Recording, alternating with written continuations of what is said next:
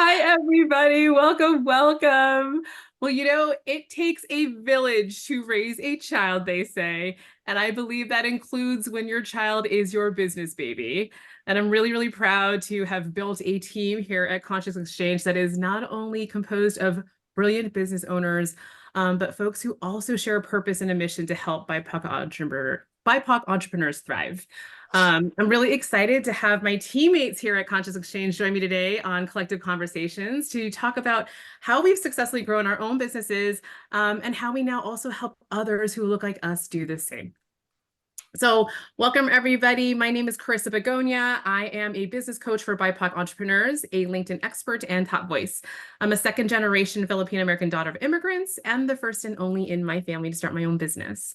I believe that entrepreneurship is the path to equity and that life design is liberation. And at Conscious Exchange, we're creating an ecosystem and a movement of BIPOC entrepreneurs with the same shared mission of achieving time, location, financial, and occupational freedom, both for themselves, their families, and their communities. So thank you all again for joining Collective Conversations. And here we share stories, connect through common experiences, and glean from our lessons learned.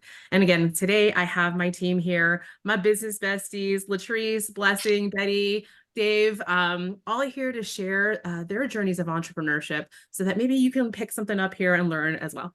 Okay, so with that, I would love for you all, welcome, friends, my business besties, and How do people we who make follow all the that? magic happen.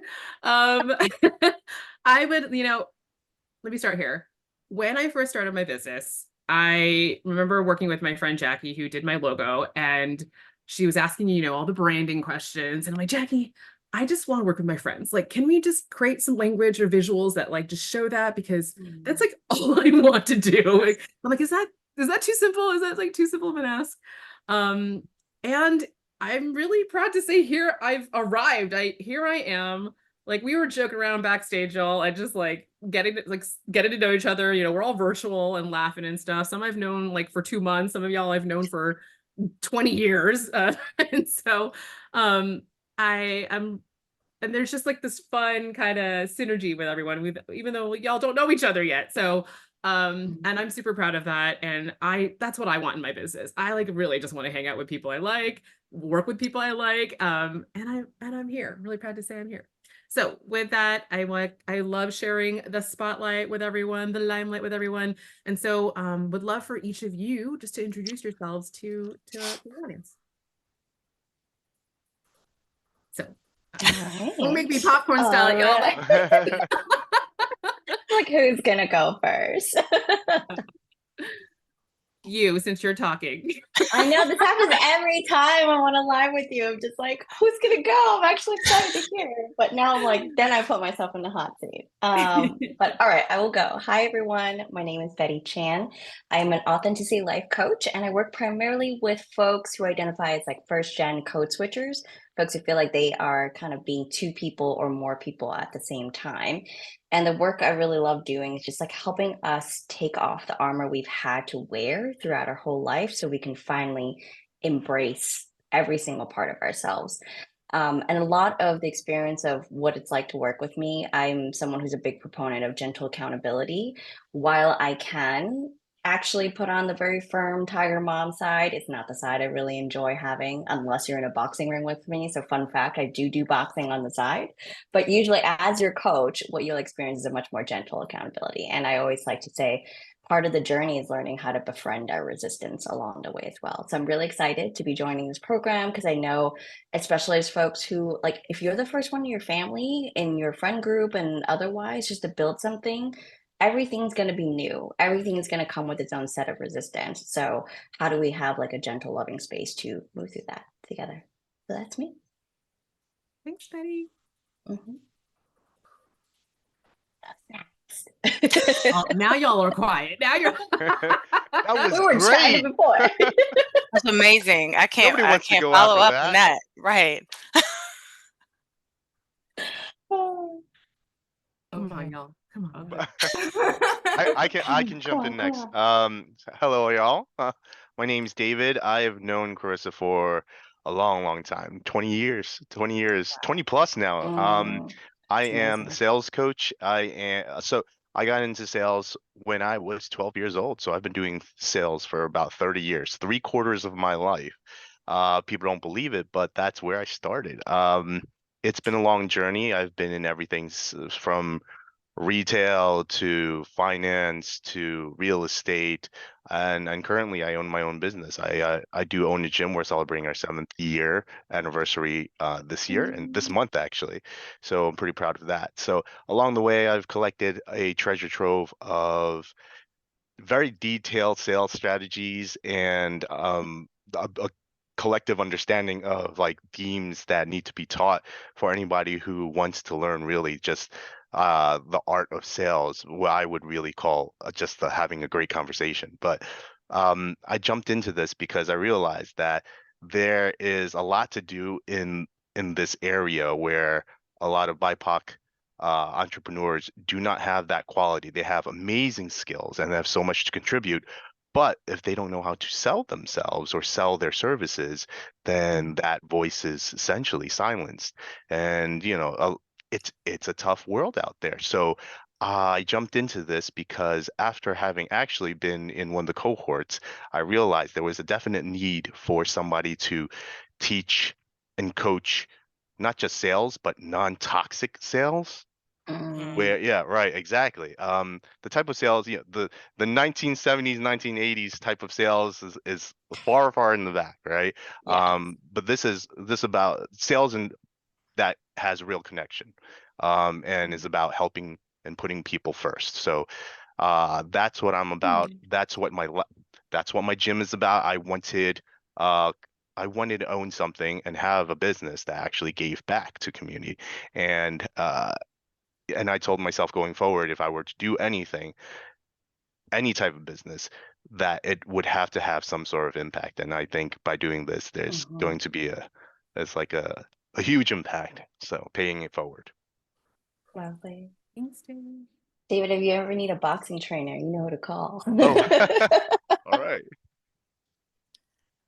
All right, who's next? I guess I'll go ahead because Blessing, she's trying to take a drink and, she thinks she's slick. I I'm thought paying it was attention. oh, okay. Hello, everyone. I am Latrice Prater. I am the CEO of the Digital Solutions team. I am a systems and ops girl, which is crazy because that is not my background. I've had probably 11 jobs. I was in the military. I've done a lot of things, but I think through entrepreneurship, I have realized that I'm a magical being. So I always tell everybody I am neurodivergent because I have ADHD, but that tends to be my superpower. So I lead with that and I attract a lot of clients who are also ADHD. So we tend to just make a beautiful disaster together. But I definitely love what I do. And I always tell people when it comes to business, don't sit and listen to what everybody tells you to do because you have to figure it out, find your own way. I did so many different things when it came to business. I probably had 10, 20 different businesses before I got to the one that I could stick with and that I loved. But I wasn't afraid to just say yes to any opportunity until I figured it out. So I just always tell people be magical, be you, do it your way. And don't follow what everybody else says is conventional or what you have to do because we're all different. So my journey is my journey. And I love that for me. Love it. Why are you laughing, Bless? I love that. I'm inspired. I was like, we can forget about me now. You I love magical.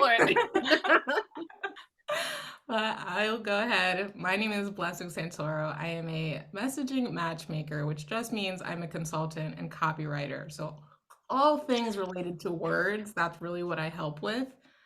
Just like Latrice was saying, when we're trying to put ourselves out there in the world, we're trying to put our most magical self out there, and communicating that can be really hard sometimes because we don't want to acknowledge that we are amazing sometimes. We don't know how to advocate for ourselves or how to even, put it out there without it sounding braggy or salesy, not the good kind of sales. But that just communicating that, this is who I am, this is what I do, and why what I do is not necessarily different, but unique and really does create an impact my way. So with the clients that I work with, whether women or BIPOC entrepreneurs, It's just bringing everything that I learned in my background working in-house as a marketing professional, whether I was studying in school and business, putting all of those things together to say, okay, how can we not only communicate these things, but integrate it into every little piece of the journey that someone experiences while working with you, meeting you for the first time, or just receiving an email from you. So it gets a little complicated, and sometimes you need some help for that, and that's where I come in. Thanks, Blessing. All right, y'all. So this is part of the dream team here at Conscious Exchange. And like I said, I'm so proud of assembling this group because I think it's challenging to, trust people with your business baby, something you've like put blood, sweat, and tears into building, and then being like, okay, if we're gonna grow and scale, we have to allow and invite others to help us, right? And I've gone through a journey of that on my own. That's probably a story for another time. But just super excited to have you all here. Thank you for joining me on this ride. And I know I can be like throwing out a million ideas all at once and like, let's try all this stuff. And I really appreciate y'all for being like, yeah, let's go. Even doing this live, I was like, so I want to do it live. But it was like 2 days ago. I was like, can we do that? Like they're like, okay, good. So it's definitely a group that's fun. Hopefully you're all feeling that, and also excited to try and do new things and flex, and because they're all brilliant, right? But what I'd love to hear from you all is like kind of the beginning. So, or the why, right? I think that's so important for us to know when who we're choosing to work with, right? And even when we're starting our businesses, say, or even as we're growing, because like Latrice was saying, like businesses had a million different models before I landed on the one and said, like, I'm really good at this, right? And I love this. I specifically, in my journey have figured out, okay, like I really want to center BIPOC entrepreneurs. I'm a former diversity, equity, inclusion practitioner, and both in the corporate world, and then turned consultant. And now I've removed all of that, and now I've landed on business coaching. And my equity work has really evolved into working with people of color specifically, right? And the reasons for that is I was having so much trouble finding a coach who looked like me or that understood being a second generation or first generation immigrant, like, and like, are the parents like that, the parent fears that come into running your own business and choosing something different, if you will. And also, and teammates, I was like, okay, like, where's my BIPOC copywriter, sales trainer, life coach, ops person, like, where are you? And then so I was like, this shouldn't be as hard like as it is to find the right person, right? Or the right and the people, right? So that's why I was like, you know what? I'm pushing for representation in corporate America in my equity, in my DEI work. I'm going to do the same in entrepreneurship and find and people who look like me to support me and help all the people that also look like me who want to work with each other, right? So that was kind of the inspiration here. It was my own struggle and trying and how much time and energy and effort it took to finally get to this point. So I'm curious for all of you if you can share a little bit more about some of maybe your relationship with your racialized identity and finding people who either look like you or just like what it even might have been felt like to be the first only other in your workplaces, your business, which made you say like, you know what, I'm just gonna do this thing, even though it looks like it's just me on this cliff by myself. Kind of what was that kind of experience for you? And how does your racialized identity kind of play a part in your business? I actually would love to answer this. To be fully transparent, as far as when you said your why, what is your why? Um, to be honest, I'm stubborn. Okay. I don't like being told what to do. That's my why. That is why I wanted to have a business because I don't like to be told what to do. And having a normal job for me, I never enjoyed the whole manager to employee work dynamic. I always felt like people Mm. didn't know how to value people. And to me, I bring a lot to the table. Okay. I work hard, I come with a bunch of ideas, but I always felt undervalued and underpaid. Mm. And I was so tired of putting in work for people who did not care enough. So I always knew at some point I was going to start a business. Now, with me being the first one of my family, I mean, I'm the oldest daughter. Mm. I'm a mama of three. And speaking of village, I don't know where they were, but they should have been there because these kids tried to kill me. But that's okay. But for me, I am so used to standing alone. I don't look for community often because I have become accustomed to doing a lot of things by myself. And that's all of my upbringing. I didn't have both my parents died before I was 18. So I raised me. So because of that, I just kind of been very independent. And I Mm. honestly love that independence. I do love collaboration, but I love the independence where I don't look for validation anywhere.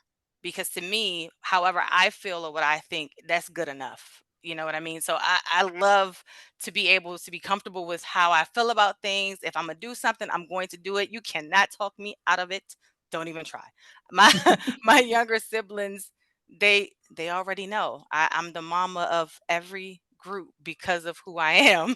But what I love about that is, especially coming into entrepreneurship, is one as a black woman, they already say we got a lot of attitude and a lot of sass. I'm gonna own that because I do.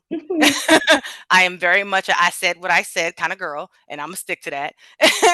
But if I work with you, the way I show my love is by me holding you accountable and me telling you, like, okay, you said you want to do XYZ, but ma'am, we not gonna do all these things.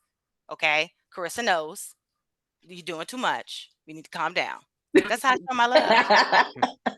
that's that's what I do best. I need that. I need that. Like, thanks, Latrice. Like, even just sharing a little bit of your story here, it's even just letting me learn a little bit more about you. And I love your independence, and I love like your figure outness. Like, I just figure it out. Every day And I figure it out. and for someone who's like, I'm independent, she runs an agency. All it's not like she has a whole team. She's probably more people that work with her than I do, and that's tough and hard. So, as much as yes, you are independent, but you also are very loving, have had a lot of good peoples around you. I love your teammates too. So thanks, Latrice. Anyone else? So, the story for me, everything comes back to my mom, to put it bluntly. It all comes back to my mom. My mother was born in Puerto Rico, but our family is Dominican on that side. And she like took life by the horns and she did so much and did not let what she looked like or language barriers, whatever it was, she didn't let any of that stand in her way. Like by the time she was like 26, she had like traveled the world, been married twice. So, Mom, I'm sorry for putting your business out here, but it's the truth.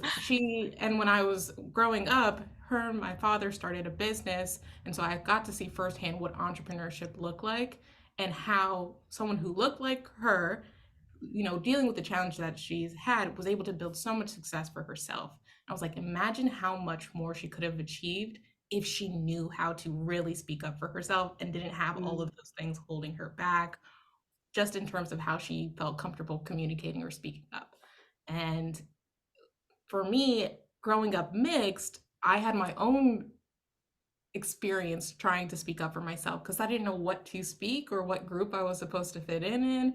My identity was all a lot of fun stuff. So again, this issue of knowing how to speak up for myself came about again. So my mom had it, now I had it. So I turned to writing because I really was afraid of speaking or saying the wrong thing.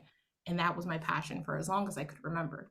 But of course, having parents who come from, other countries or generations of different culture, they kind of lead you to a more traditional direction. So of course I studied finance, I did business. I thought I was going to be a Wall Street girly. until I walked in the room with all of this hair and energy and hips, and they were like, "What are you doing here?"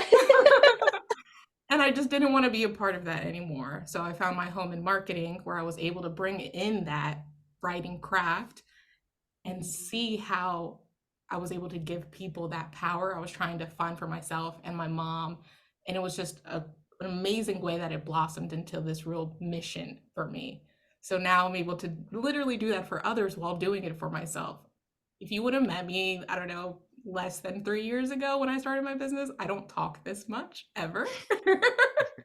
I've always been a writer. So this has even empowered me to show up differently, speak up differently, have a sense of confidence I didn't have before, because I gave myself that power, empowerment, and almost ability to say, like Latrice, what I want, when I want, and stick to it. That's never been a part of my life or my culture. And now I get to pass that on to others by literally helping them do it, giving them the words to do it. Ah, so yeah, I would not have known that you didn't really like to talk, because you and I have 3-hour-long conversations. When you work with your friends, it's easy. Mhm. That's blessing. Mm. And I love that you brought in your mom, because when I say friends, right, there's in family, friends are chosen family, right? But a lot of, what we do this for, probably too, family is somewhat involved. They're an influence. They're actually involved, right? So I love that extra emphasis on family values and matters, because I think that is something also shared among us. And I love what you do, Blessing, because that was so much of my struggle of just like not having the words. I think nowadays I'm like, I'm just someone who communicates nonverbally. I'm much more into tone, body language, what's unexpressed, and helping to like pull those elements out. But I remember and I still experience that struggle of like, I know there are words to capture what I'm feeling. I know there are words to capture the vision that I have for the world, but what is that? And sometimes I realize probably because what we're envisioning doesn't exist yet, or maybe not in the full form we do. So there's a lot of invention even of how to describe it. There's a lot of like just workshopping of like what actually resonates. So just in that process of it, I've learned to just be gentler and kinder with myself. Like we are building something new and it is going to take time. We're going to step forward, step back, step sideways, and so forth. So it's good to know we have good company to do that with. Yeah. Mhm. I forgot your question, but I think I remember your question in Why terms of it's identity? ah, let's see. I am an Asian person still figuring out my Asianness. And by that I mean the long story made short, my parents were born and raised in Burma, but they did have to flee during their teenage years to Macau and Hong Kong, respectively. And my dad, when you see him, most people see him and think he's Indian, he's darker skinned, but my mother has very light skin. So people think she's Korean or Japanese when they first meet her. And I think because of that, she was afforded the ability to assimilate into Chinese culture a lot better. And that was something her mom really enforced in her to keep her safe when she was first gen in that place. So when mom and dad came to the US, what like at the same time, of course, like with most first gen kids in the US are like, okay, learn to be American, learn to do these things and like to fit in, to do your best because our parents want the best for us at the same time. But she also brought her survival tactics with her. I'm like, well, my mom wanted us to be Chinese as well. So I actually feel connected to one part of what my mother, the culture my mom's raised in, which is Chinese culture, but I also feel very disconnected language wise and just understanding wise, like traditions and practices from Burmese culture. But I eat a lot more Burmese food than I do Chinese food when I'm at home. So it's just like which pieces are me. And I think that's just I think in one of our other talks, Kristen, I think I called myself like I'm just like a walking bag of contradictions sometimes. It's like which part of me is going to show up today? I don't fully always know and I'm in control of that, but just trying to like make sense of all these parts. And I think growing up in the States, being a professional, a woman of color professional in the States, I'm looked at a certain way. I'm expected to be a hard worker. I'm expected to be agreeable. I'm expected to hold the last line when everyone else dropped their balls. And I did that role for a really long time. I'm really freaking good at it, but I'm also tired of it. Similar to you, Latrice, I'm like, that's invisible work you're not paying me for. I rather go do my own thing and get paid for it and get the respect that I deserve for it as well. So that was a big part of why I finally leapt into life coaching as my own entrepreneurship journey. I've shied away from it for a long time. I actually went to entrepreneurship undergrad school and walked away from that experience telling myself I would never be an entrepreneur because I didn't have a family of entrepreneurs. I didn't have a trust fund that would back me and like fund me all the way through. So I thought without those things, I couldn't become one. Um, so that's kind of what launched me into this, and part of why I do the type of coaching I do. I would say my coaching probably sits between therapy and goal achievement. So I really credit my therapist, which I made a really intentional choice to find a woman of color to be my therapist as well, and just finally feeling a space where I didn't have to explain every nuance and every context that I was going through, and just focus on my healing, just focus on the thing that I actually want to do, as opposed to teach everyone everything about my experience before they can help me back. So there's a lot of exhaustion that didn't have to exist in that space, and I really wanted to create that and hold that in my coaching as well. So nowadays, the thing I share about my coaching, a big value of it is kintsugi, which is a Japanese craft of taking broken pottery and piecing it back together into a whole piece by using gold seams. And if you Google it, it is the most beautiful thing I've ever seen. It's gorgeous, but the thing I take away from that craft is you're taking pieces, like, how do I say this? What's once broken doesn't have to stay broken, and it can be put together again, but also done in this like beautiful way that's stronger than it was because it's now reinforced with metal. And the fact that it couldn't actually have gotten to the state without being broken in the first place. So like, how do we embrace those sides of us that we tend to reject, even in self-work? Like if you're a perfectionist and you're coming into self-work, you want your self-work to look perfect at the same time. That's not going to happen. So just getting all of us to feel like we have the permission to be messy, to be exploratory, and to just be who the fuck we are in the moment. Oh, can I curse? To be who the F we are in the moment. Yes, you can. Okay. LinkedIn's going to ding us. Who cares? Okay. But yes, that's how I see my identity and how it's coming into my work. Oh, I love that. I thanks for sharing too the baseline understanding, right? And like, even though we're of different cultures, right, and identities, there is a baseline, I think, understanding for a lot of people of color to be like, I don't have to explain this. I can I'm starting here, right? And we're like, a lot of times there's like the nodding heads. It's like, yeah, I don't exactly I'm not Chinese or Burmese or whatever other cultures, Puerto Rican, Dominican, but yes, there's a shared like experience of being othered here, right? Yes. And underestimated here, and or alone, right? The other. So that I definitely feel that why I think it's relieving.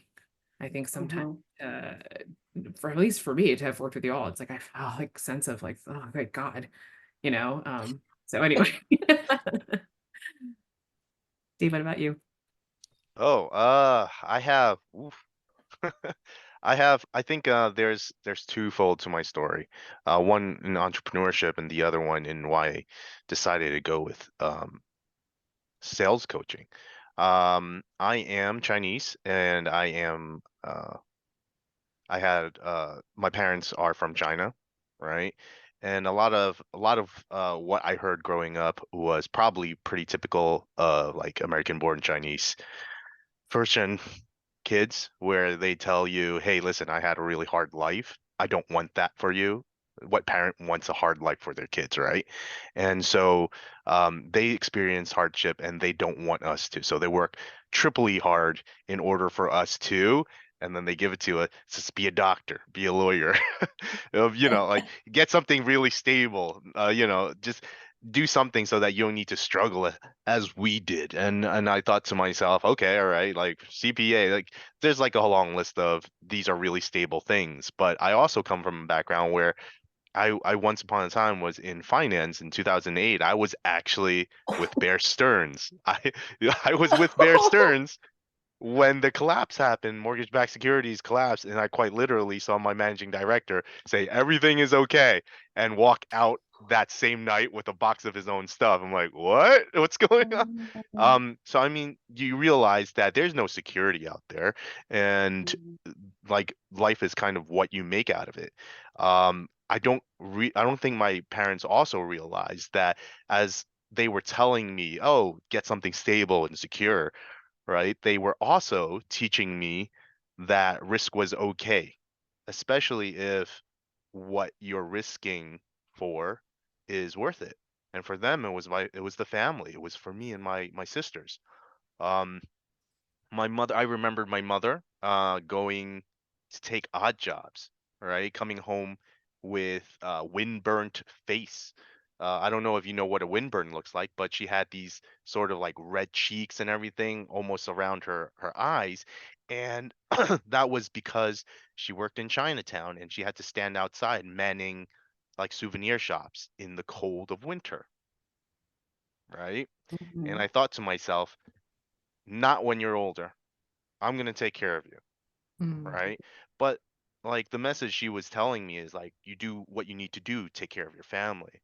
And then like you have my father who and this is weird because it's not an atypical story. It's not a, a story that's like, oh, nobody's gone through that. A lot of people have. He lived in China and he, like a lot of people, illegally swam across the strait over to Hong Kong in order to emigrate to the US. So imagine your life is so terrible in a place that you would spin the wheel and it's a 50-50 chance that you'd either, number one, die from or like 2 mile swim in the evening, like at night, because if you get caught Yeah. during the day, you're gonna get sent back, or you take a 50-50 chance and you go risk it and say, I'm going to try to do this because my life here is so terrible with absolutely no future that it's worth the risk. That's not a risk.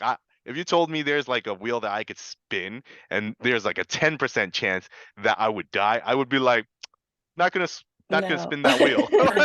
I'm not gonna do it. Like, but imagine like growing up and understand. Like, I don't think that I understood it fully when I was a child, but as I grew older and finally realized what my parents had taught me, they taught me like you need to make a life for yourself, and it's okay to take risks if it's for something important. And I realized that entrepreneurship is one of the ways to go. It's building something for yourself. I just happened, and this is the second part of the story. I don't know how it happened.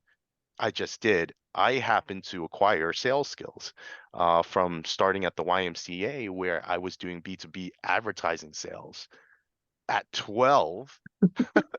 I didn't know that was what I was doing. It built a foundation of, not being scared to have a conversation with anybody really.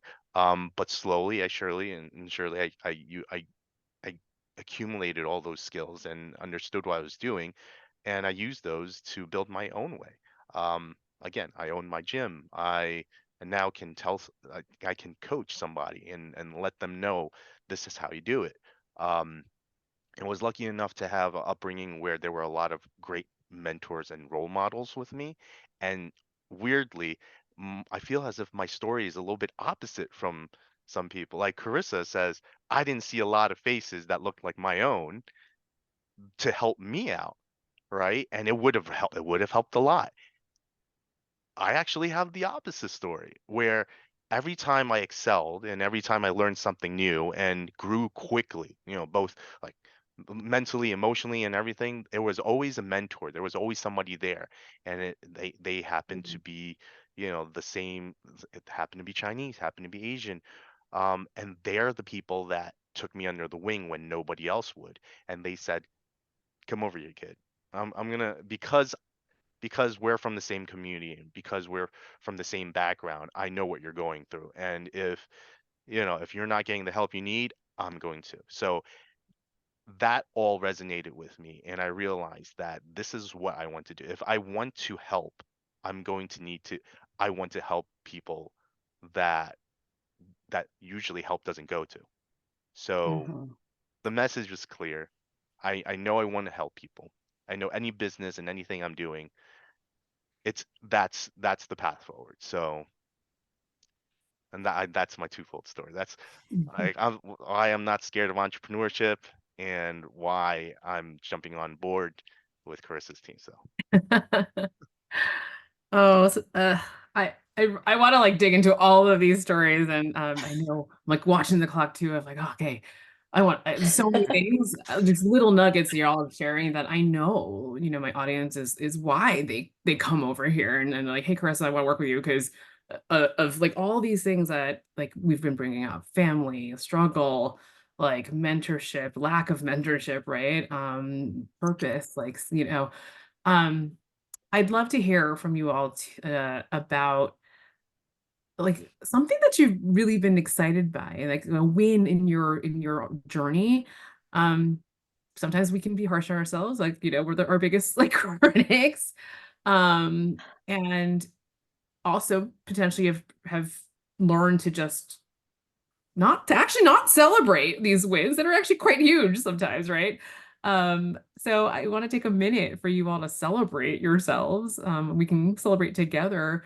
But what's something that was maybe unexpected or just you're super proud of that you have achieved as an entrepreneur in your business? I'm just proud to be here, to be honest, because statistically speaking, this isn't where I was supposed to be. Okay. Mm. I had a long line of family members who told me I wasn't going to be smart enough and I wasn't this enough. And I wasn't enough. But they didn't realize how stubborn I really am because I'm the type of person, if you tell me I'm not going to do it, I'm about to show you how much I am going to do it. Plus some. Here we are. So, um, the biggest thing for me is I'm just excited to say that I was able to start a successful business, grow it to be a multi six figure business. And I didn't do it with help, I did it on my own. And I'm okay with that because I've been doing everything on my own this long and it's got me this far. So, anybody that's a black sheep in the family, trust me, you are the goat because that is what I am. Okay. They love me now. Everybody loves me now. I'm like the best thing since sliced bread now.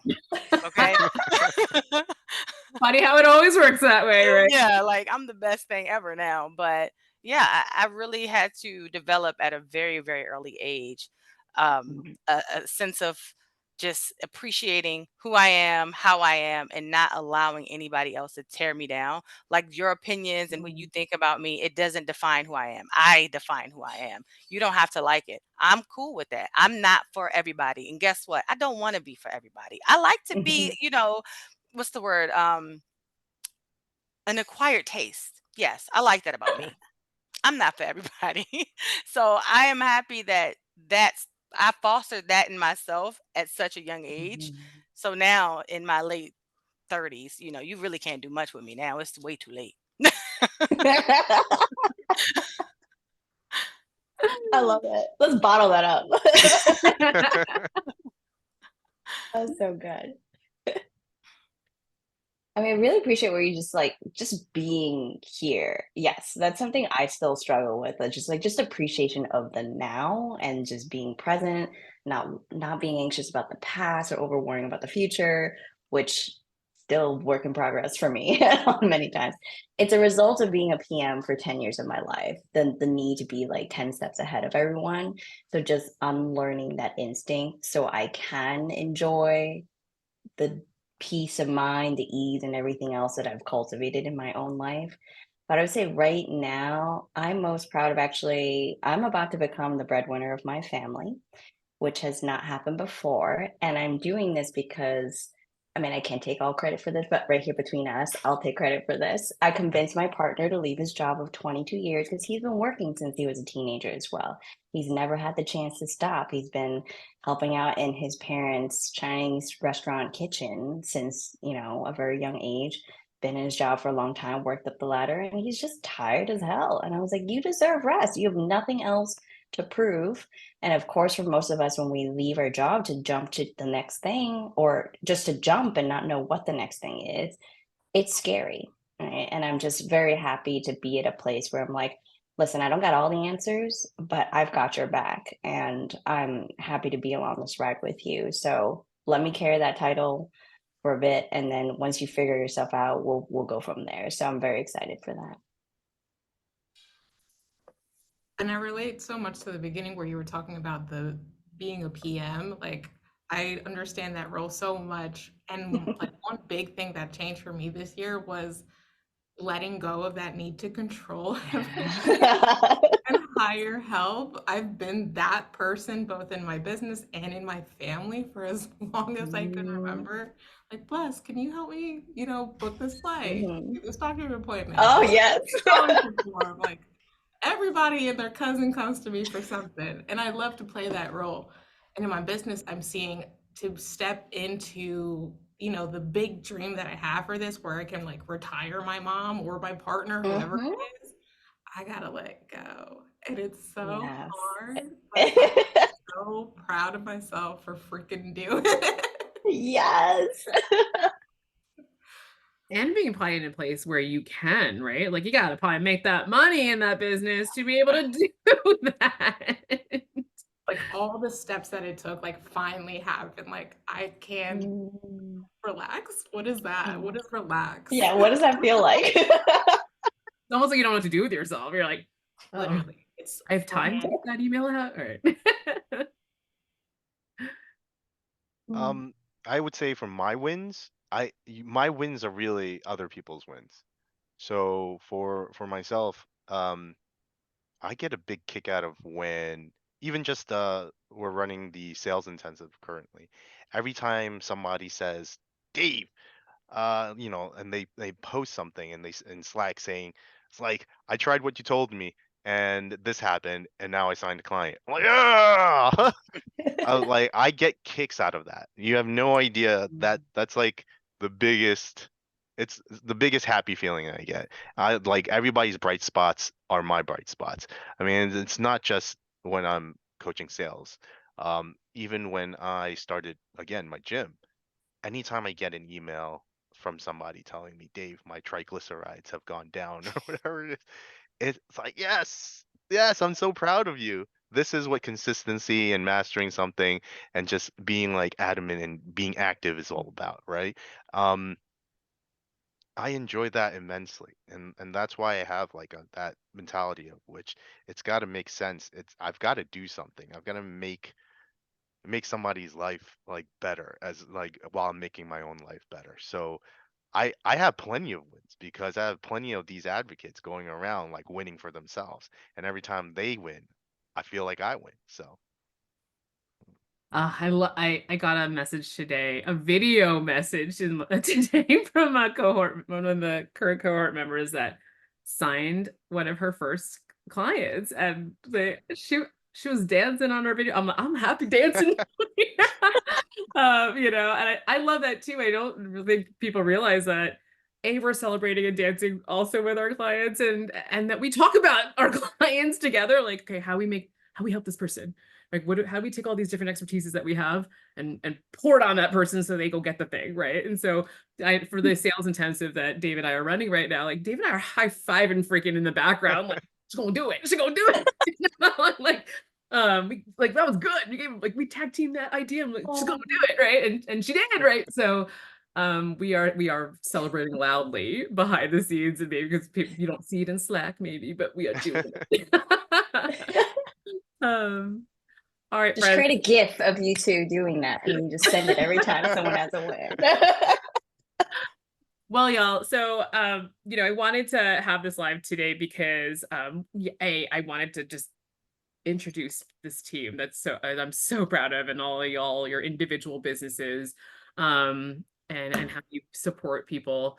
I also, maybe folks don't know, in the programs I run, particularly I have a new program called Foundations to Freedom, that we have a mini consulting team, right? Like when in my programs, because I recognize I am not the end all be all. Like I am not the only source of wisdom. Like everyone here, these are all folks I've hired to help in my business, right? And also now I'm like, well, like you're so good at what you do. Like you should help my clients too.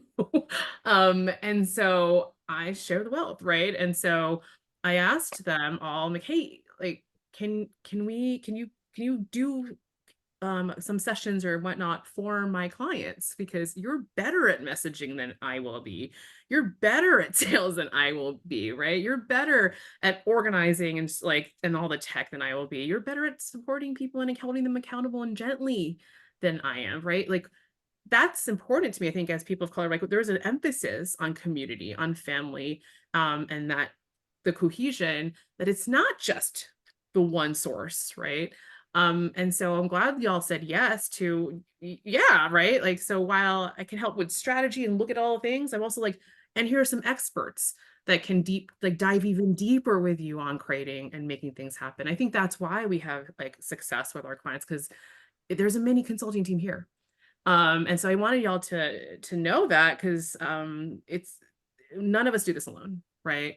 And the extra support you get, the high fives that are happening in the background, like when we're like, yes, like, we did it. And so that you could meet again the folks who make all the magic happen. So with that, y'all, would love for you, as we wrap up, for you to be able to share, because y'all help me with my programs. And are the mini consulting team that comes along with almost all my programs, right? I would also love for you to share, like, well, one, what is your role? What do you do? What is your expertise? How do you contribute to, again, the group programs that I run? And share more about like how maybe also if people want to individually work with you, go for it, right? Can we do a little bit of rounds here on that? Dave, why don't you go first, since you're Thank you, because I was about to say, I was just about to start talking. we're gonna Go ahead, Dave. reverse. Go, Dave. I am I am the sales coach here. Currently we're running the sales intensive. I specialize in exactly that, sales. My forte is really the conversation. That's the most important thing, and being able to overcome the hurdles of why people do not ask for business. Uh, we cover quite a bit from A to Z. We go over everything that you need to uh, pre-sale or pre-conversation, messaging, having direction, knowing your services, things like that, to having the actual sales call and everything that you do after to service and follow up with. So, but again, the crux of it is the most important thing is really just the conversation and how you like what are the things that you do in discovery, what do you say during the close, and really how to go from um, as somebody that doesn't know that they need something to at the end of a conversation, a 30-minute, 60-minute conversation, to really realizing this is something that I really do need help with if that's what they need, and being able to help them say yes, really. So if somebody's having problems uh going from what do I do to generate a lead, and then what do I do once I have a warm lead, to having a conversation with them and then closing that into a sale, that is what I do. I want to be in those classes too, so I can learn.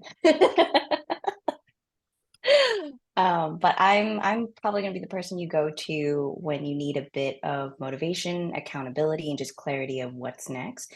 And I think for me, a lot of times when I've experienced programs, um, you learn the thing didactically. Like you learn that skill, you have it, you know how to do it, and then you might even come across like, okay, I know everything I need to do and all the steps, but I'm not doing it. What's up with that?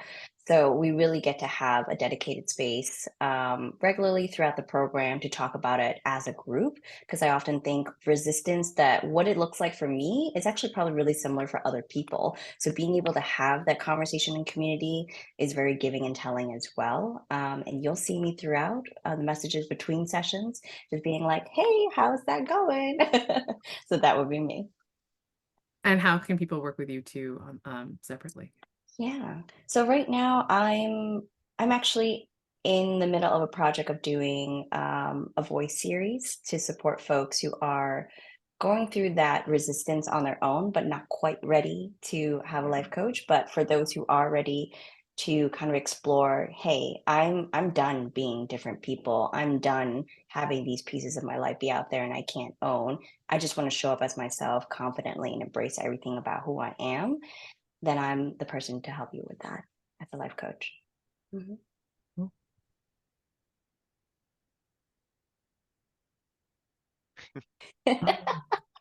Um, You don't have to raise your hand, Blessing.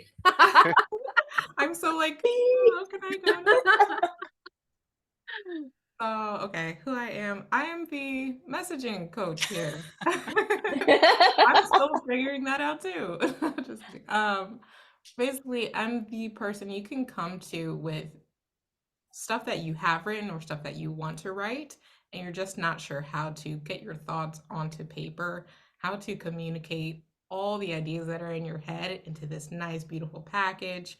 Or if you're just like, I have this vision, like Betty was saying, and I don't know how to start to put it into something that feels real, at least words that communicate it, of course. And that's really where branding starts before we get to the logos and the websites and all of that amazing design stuff that makes your brand feel visual.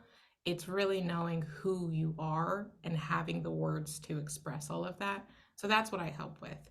That usually looks like looking at content or looking at copywriting together, but it's also a lot of having conversations and doing some deep digging into figuring out, okay, who are you? How do we answer that question? And that's a process in and of itself. So I'm your, guide, your wizard on that journey to helping you discover who you are in a way that doesn't feel like you have to be something that you're not, or you have to live up to some sort of online level of authenticity. We're just going to find you and learn how to express that in a way to attract the people that you want to work with. Mm. And how do people work with you separately too? In this very similar capacity, if you want to, talk through those stuffs, I do consulting, and that can look like one-off session or some sort of container where we're focusing on a certain aspect of your brand message, whether it's your voice or your message in general, or how you're positioning your offer to maybe shift who you want to attract, or how to talk to two different target audiences at the same time. But if you're just like, Blessing, I don't even care about figuring out my message. I just want you to do it for me and write it out and make it look snazzy. I can do that too. As a copywriter, I have a whole team behind me that can help you bring those things to life as well. Oh, that leaves me, huh? Um, so I am tech and ops. All questions about systems is usually sent to me. I am also Carissa's second brain because she literally downloads everything into me. But that's okay. I'm used to it now. I don't know. I guess I have a lot of different superpowers. I am extremely organized and I love my systems, but I also am one that's all about efficiency and it needs to make sense. Like I believe in working smarter, not harder. And I love to make the systems talk. Let's make this automated. I'm big on client journey because as an entrepreneur, how your clients come into your, or from lead to client, how they come into your funnel and how they move along the process. It's important. So I am huge on getting that like done right. But when it comes to working with me directly, if you find yourself needing tech support or op support. I do offer retainer project work. I do a lot of CRM setups. I am a ClickUp queen, okay? And you can, you know, you can always shoot me an email at support the digital solutions team, and I will answer. It will be me. Thanks, everybody. Yeah, we'll drop all of the links of how to work with everybody individually, because everyone here is their own consultant, coach, agency owner, etc. Putting this team together of people who helped me. I mean, just really started more like I was looking for the help. I'm like, hey, and I'm just sharing the love with all of, my followers, clients, etc. Because I know you all are looking to grow and expand your businesses as well, and it takes a village. So here's some village members potentially. that I very much trust vet with my own business baby. So we'll drop all that information in the comments so that y'all can, get to know them and reach out as you need for your businesses. And like I said, I have a few different programs that I run here at Conscious Exchange. The one that's coming out soon is called Foundations to Freedom. And so each one of these folks here participate in it as an expert in the program. We'll share more about that, as we release it. But I just wanted you all to know like all the levels of support that you get beyond just Carissa and all the things I know. Because I really think it's important to have that.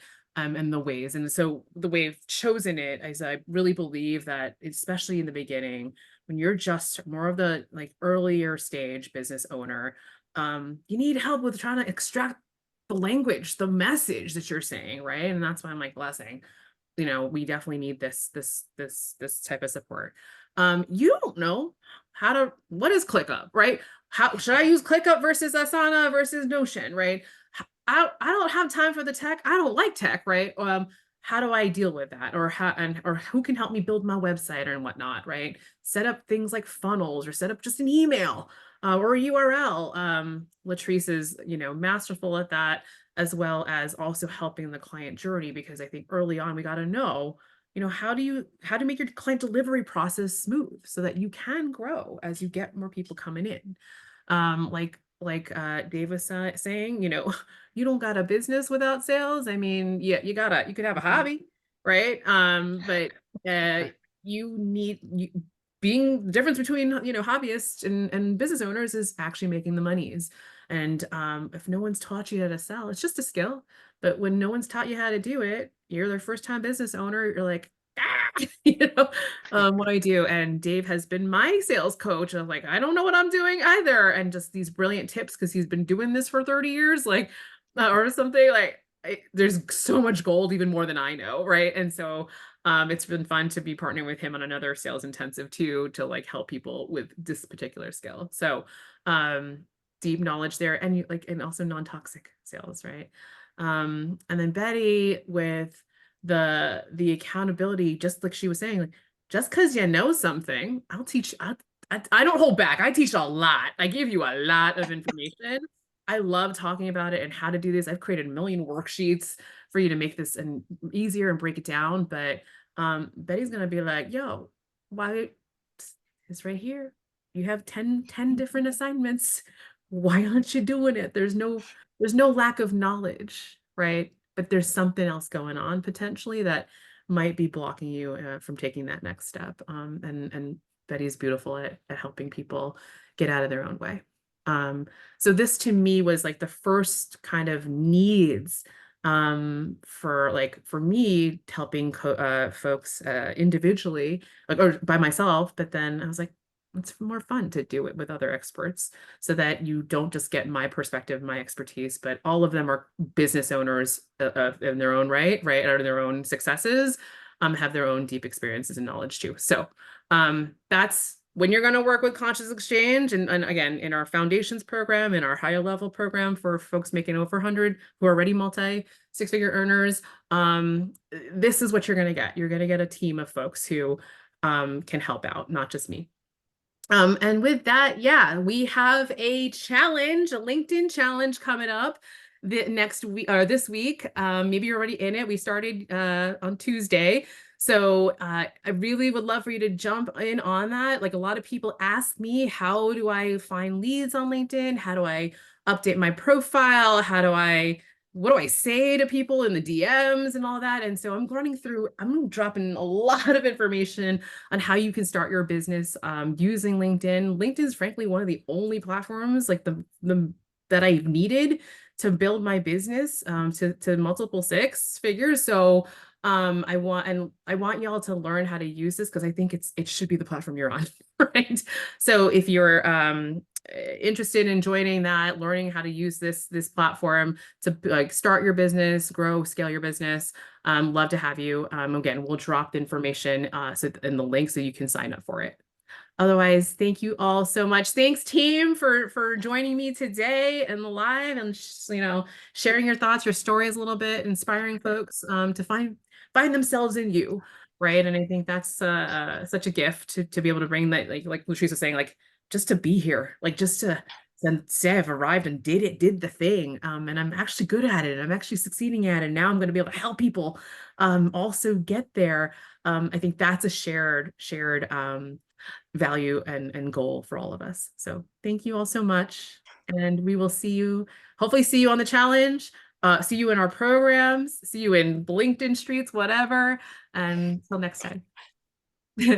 Bye. Hi.